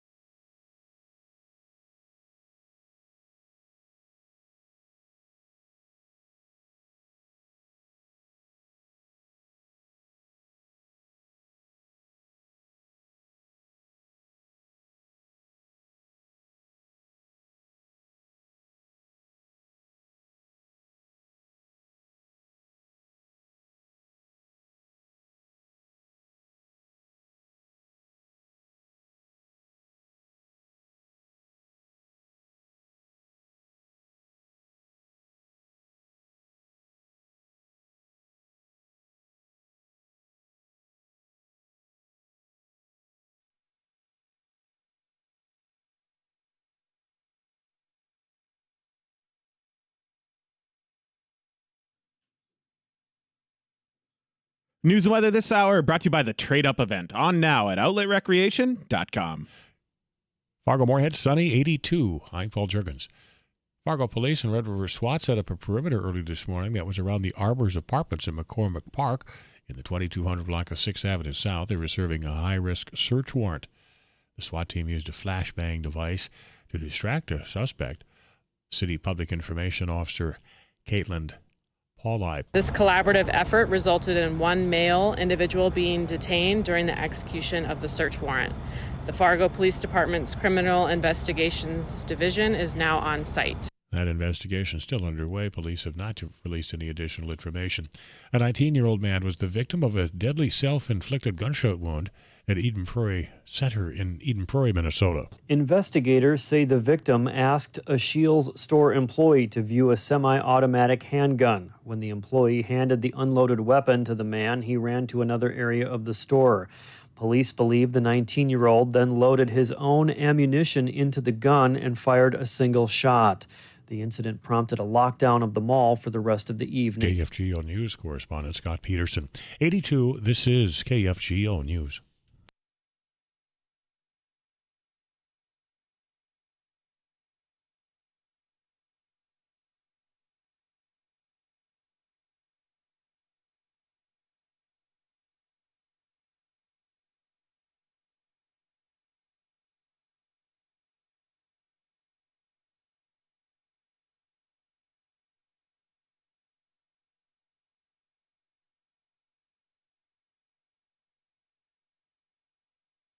"82 degrees, this is KFGO News.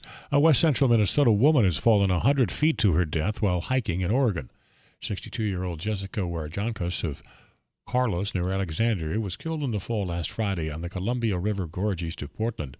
Emergency responders had to hike more than a mile to reach the victim. Witnesses say she had left the main trail before falling and suffering a severe head injury. The parents of a teenage boy who was sexually assaulted with a plunger at Proctor High School in northeastern Minnesota last year are suing the school district coaches and the former superintendent. The parents allege that most of the defendants knew about the culture of the high school football team hazing players with the plunger, but failed to see that it ended, adding that the former head coach did not remove the plunger from the locker room. The parents say their son has suffered emotionally and academically. The football player, who pleaded guilty to felony third-degree criminal sexual conduct, was sentenced as a juvenile. His sentencing included probation, and if he violates the agreement, he will go to prison for 4 years. A spill of oil-filled wastewater from a broken pipeline in northwestern North Dakota is much larger than initially believed. Hess Oil Corporation reported the saltwater leak near Ray on August 15th. It was estimated at 8,400 gallons. The company now says the leak is 1.4 million gallons.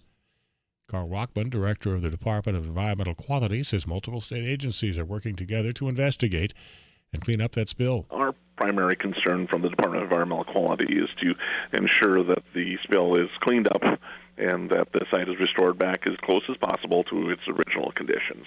The Industrial Commission's Oil and Gas Division will be digging into more detail the causes of the spill and why it went on as long as it did without being detected. Rockman says while it isn't the largest spill the state has seen, it does rank among the biggest. He says the amount of wastewater released was enough to fill 2 Olympic-sized swimming pools. KFGO weather from meteorologist Tom Szymanski. Increasing clouds tonight. We're seeing some showers and thunder showers in western and central North Dakota, south and southwest of Minot. The heaviest activity now. About 64 with that rain chance. Fargo-Moorhead later on. Showers, thunderstorms possible.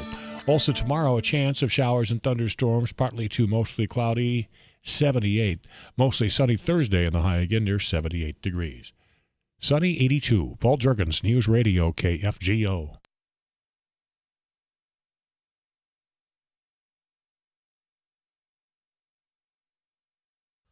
All right, looking at the time, it is 4:35 on a Tuesday. And I told you before we really had our deep conversations that I've got a final pair of World of Outlaw tickets for this Saturday.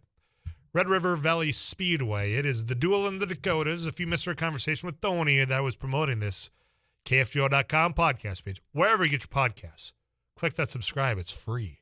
You can listen to what has been lined up for you to go out there and get entertained this Saturday. I've got one more pair. You can call in at 237-5948. Every Thursday, we play a game that we call Audibles. We play an audio clip from something, and we have contestants guess what that is from. You call in, you guess what the audio clip of which we will play after CBS News, and you get the final pair of World of Outlaw tickets next year on KFGO.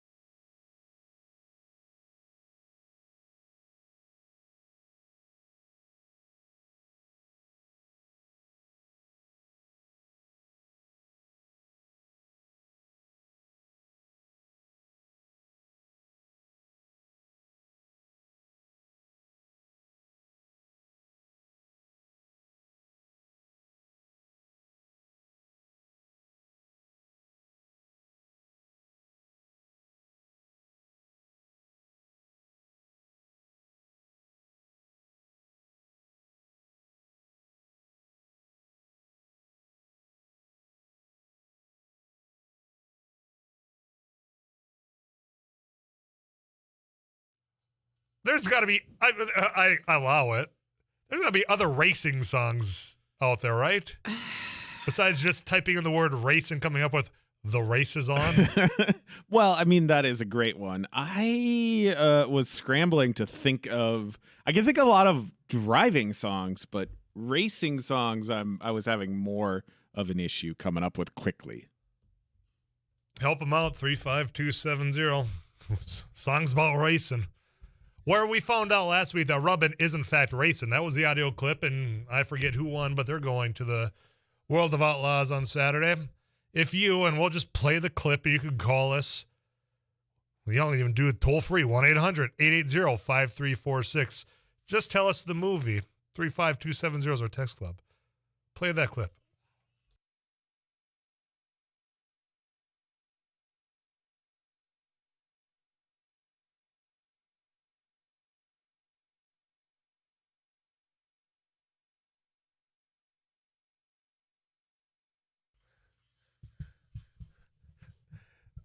There's a bunch of messages coming in at 35270. You can call me at 237-5948. You're the first one to get that audio clip right. And boy, there you all were. You wanted to wait till you heard the clip to call in. Take the easy way out, you said. Get the clue before I call in and give you my name and put my honor on the line. That's fine. We'll take them as they come, but I'm going to wait for y'all to get lined up just in case the next one gets it wrong. That's my tap dancing around. As Eric Johnson's getting put to work back there. Striker's theme by Charlie Daniels. Tyler, it's a dirt track thing is a song. Okay, keep them coming in. Here's what we'll do. You send in the racing songs, and we will, in fact, have that as our theme on Friday before Saturday's race going on out at the Red River Valley Speedway. I will take them in the order of which they came, and it looks like that means Alan is first. Alan, thanks for calling. How are you? I'm good. You guys? We're doing well. I'm looking at the clock ticking ever so closer to that 5 o'clock punch out, so I can't complain too much. But I want to make you a happy household out there. Did you hear the clip? I did. What is that from, Alan? Talladega Nights, the Ballad of Ricky Bobby. Ooh, Full title. Yeah. I was going to ask for the full title. Alan's like, no, I just don't need Talladega. I'm giving it hook, line, and sinker there. Alan, you got it, man. You're going to the Red River Valley Speedway for the World of Outlaws. I got 2 tickets. You stick around. I'll get you on hold for Eric. You have a good rest of your day, man. You too. Thanks. Bye. Thank you. Oh, Alan, you don't say bye. You better hang on there. For everybody else that's lined up, you should have just hung on through the break. I told you to call in. We'll play that clip. Number of messages coming in at 35270. Phone calls come first. You know the rules here on KFGO. Talladega by Eric Trish. I'm unfamiliar with that one. We'll have to pull. Kickstart My Heart is, of course, something that just brings you back to the race that is on, and not the Sawyer Brown version of it either. So we'll have a little bit of fun with that on a Friday afternoon. But you send them in, and we'll make copies of it, and we'll do that on what's going to be a nice little weekend for you. We'll tell you more about what's going on this weekend as we approach. But it's only Tuesday. We got plenty of week ahead. Tomorrow, Dakota Rudisill is going to be joining us. I know I got a little bit of time to get to your messages here. But 700 pages of classified documents. Mar-a-Lago, Donald Trump, national security implications. He's going to break that down. I know he's got some piece coming out tomorrow to really give an analysis of what that might mean. And as we await to figure out what, in fact, is going to be redacted and what's going to be provided in the affidavit. So that's going to be coming up tomorrow, as well as Chris Atterbury, the studio host of your Minnesota Twins. We'll talk about the slump there I get the sense they're not making the playoffs. All of a sudden, it feels like all hope is lost, even given this terrible Central. But we'll talk with him about that. In the meantime, I'm getting back to the messages about the underreported saltwater spill that has now been dramatically increased about how many gallons are on a farmland or on a ranch land. It's on somebody's land. Imagine that was your land. Tyler, over 1 million gallons of crap spilled, but an estimate of only a few thousand. It's almost like they lied. Now, just imagine. Now, I don't know how deep down this pipeline was. I don't have the permitting of it. I don't have the siting. I don't have any of that. But you figure it's probably anywhere from 4 to 8 feet below ground. And 4 might be dramatically too close. I don't know. I'm just spitballing here. which is quite frankly what I think the person that went out there and saw the saltwater did as well. Nah, best I could do, 8,000.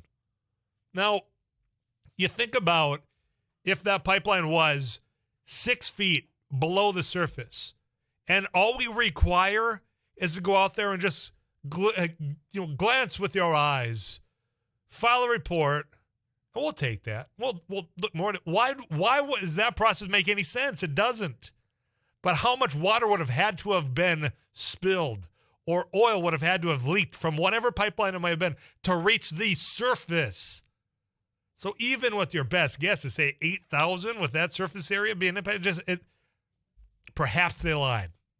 It feels like they've been just encouraged to. We'll go back and, you'll get the splashy headline, because this is what I do if I'm going to be, a conspiracy theorist for a moment here. Get the headline out there saying that there was a saltwater spill, but it was only 8,000.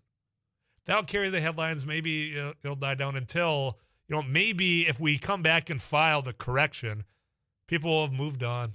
There'll be something else out there to be captivating the audience's attention. That's not the case here because of the volume. How many other of those spills has that worked on? Get that initial report out there. Tell us what you saw with your eyes without, putting a shovel in the ground and doing a real estimate, providing a more realistic analysis of what the damage is. And by the time, the next week rolls around, people will be thinking, it's back to school. You've got your own life to deal with. That they'll forget. They won't even know about the dramatic increase we're about to drop on them. Maybe I'm just cynical about the way the state has approached this. I know some people are going to say, well, yeah, it's because you hate oil. You're wrong, but you can continue to think that. I know there's others out there that's saying that the industry and the state can do no wrong, because look where we are. Look how much money we got in the coffers. At what expense to the productivity of the land of which we love?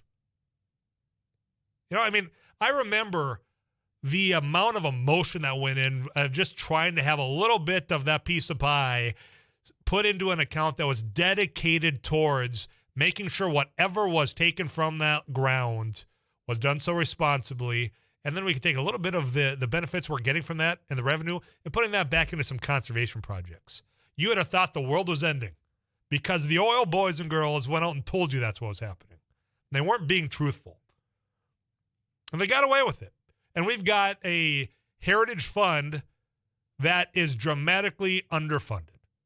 And they're going towards things that I don't think were ever the intentions of this fund in the outdoors. Now, certainly if you're a town that wants to have a new public park and you got some money from it, kudos to you. I don't fault you for it because, that's been allowed. But you think about the habitat that has been impacted. I mean, there has been a dramatic impact because of the development. I don't think there's anything wrong with putting some money aside to reclaim some of that. Yet, unfortunately, you'll be a tree hugger and labeled as such if you do think that. Get your weather update from Too Tall Tom Schmansky. All these songs about racing coming in, I appreciate that. We're going to write them down. We'll see what's coming up. On the Drive Time News, Jack Sunday's in the studio, going to drive you right into Couch Potato Radio. Twins are back in action a little bit later on at Astros, 6:30 pregame. First pitch, 7:10, right here on your home for Twins baseball, KFGO.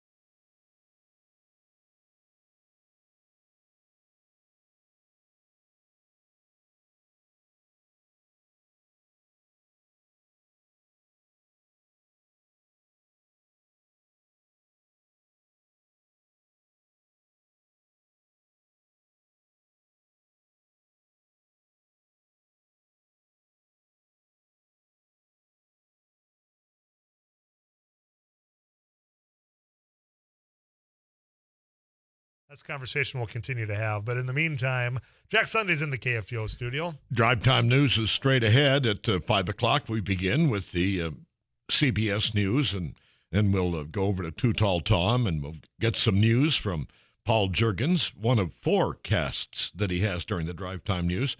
Polly Lines will have a traffic update for us. Derek Hansen has some sports.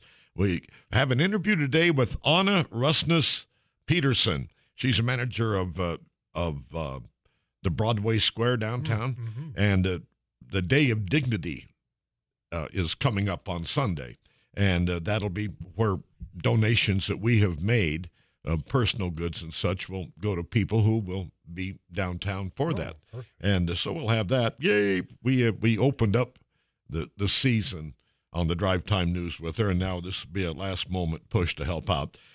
Rusty Halverson has some ag news. We'll have, of course, another ride with Joel Heitkamp, and that's just the first half hour. And markets and everything else that comes up, including Afterthoughts with Afternoon Live's Tyler Axel. I've got lots of thoughts to share with you, my man. I'll do that between now and 6 o'clock. Folks, again, the remainder of the week, we got a couple of things that I want to highlight. Again, tomorrow, Dakota Rudisill, he's putting out this was his line of work, national security. And to find out that there was 700 pages worth of national security classified information down at Mar-a-Lago, he's sharing a report on that, his analysis, and he's going to do that with us tomorrow after we visit with Chris Atterbury about the Twins. But also on Thursday, aside from Audibles, aside from Spencer Wirt, the Meat Dude, which is now sponsored by not only Allsager Meats in Audubon, but Big Deck Barbecue here in Fargo, is going to be Mark Freese. A couple of things that I want to visit with him about. One, recreational marijuana is on the ballot. It's going to pass. I have no doubt it's going to pass. He was opposed to it before he became in favor of it as far as joining the committee, so I want to ask him what changed. And I think debunk some of the misinformation that's out there. Any questions you have, you write those down, send that in on Thursday. But also, I touched briefly on this with Commissioner Pepcorn. A lot of high-risk warrants, it feels like, over the last few months. And I want to get somebody's perspective that used to be law enforcement and execute some of that. So that's what Mark is going to do. Plus, we got Coffee with KFGO Thursday out at Barnesville. You're all invited to that. I'm going to be stopping out there, as well as the rest of the crew, whether it's Morning Crew, News and Views with Joel Heitkamp, It Takes Two, whoever will be stopping on out. You get to visit with us. Coffee, donuts on us. It'll be a fun time out there. And then we'll get you ready for Potato Days. And, of course, getting some of you out to the Red River Valley Speedway, because that's going on this Saturday. Yeah, school's starting this week, but there's still plenty of activities to go out and enjoy before the cold weather hits, and we are inching ever so closer to that first tailgate, that first football game. In fact, some of you got that in last Friday for Friday Night Lights, and we'll try to highlight some of that as the season does roll on as well. For all the songs that came in about racing, thanks. Eric Johnson's been busy writing them down back there. We'll play those on Friday. That'll now, of course, be the theme on Friday's show. But, folks, that's it for me today. I'm Tyler Axis, your host here on Afternoons Live. I'll be back tomorrow from 2 to 5 for more of the show. Till then, you drive safe. You take care of yourselves. I'll check in tomorrow right here on 790 AM, 94.1, 104.7 FM, and now broadcasting and streaming worldwide at KFGO.com.